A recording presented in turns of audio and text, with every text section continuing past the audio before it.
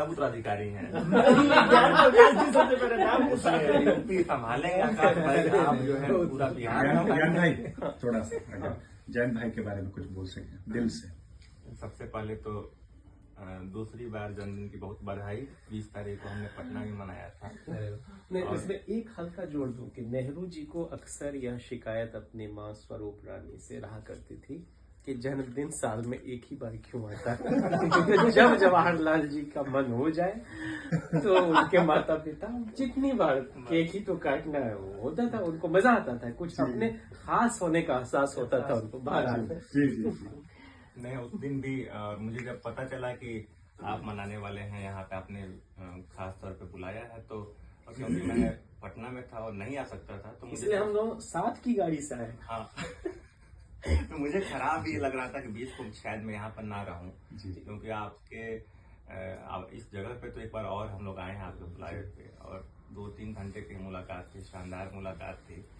बहुत दिन बाद मैंने 35 साल की उम्र में 2 लोगों को डांस करते हुए देखा उस दिन, तो यह बहुत अच्छी बात है। ये वो लोग कौन कौन थे? मैं मेरे पास वीडियो है, मैं नहीं करूँगा, लेकिन मेरे आर्काइव में है। तो अच्छा लगता है जब लोग खुद को जीते हैं। कई बार उम्र का दबाव हमारे मन स्थिति को तय करने लगता है, तो उससे मुक्त होकर लोग होते हैं तो अच्छा लगता है। जी। तो अब जयंत भैया के बारे में एक तरह से जो भी कहूँ तो सूरज को दिया दिखाने जैसा ही है।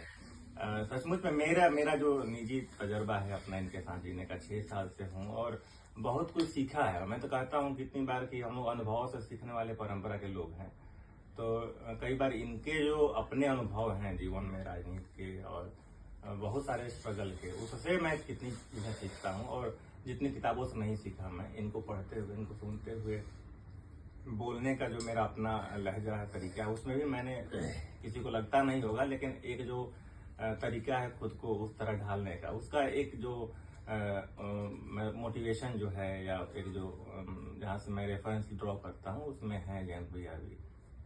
और मेरे जीवन में भी मेरे घर के लोग भी इस बात को लेकर बहुत खुश होते हैं, और उनको फक्र भी होता है कि मेरे जीवन में कम से कम जयंत भैया जैसे लोग हैं। और मैं तो लिखा भी था इस बार फेसबुक पर कि हम सबके जीवन में एक जयंत जिज्ञासु का होना बहुत जरूरी है। और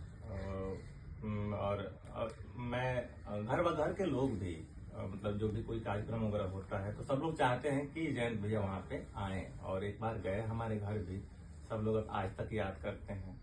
और हमारे इलाके में लोग इनको नेता के तौर पे याद करते हैं, क्योंकि इनको नेता के साथ पहली बार बोलने का मौका मंच पे मिला था। सिर्फ 2 लोग तेजस्वी जी के आने के बाद बोले, तेजस्वी जी खुद और जयंत भैया।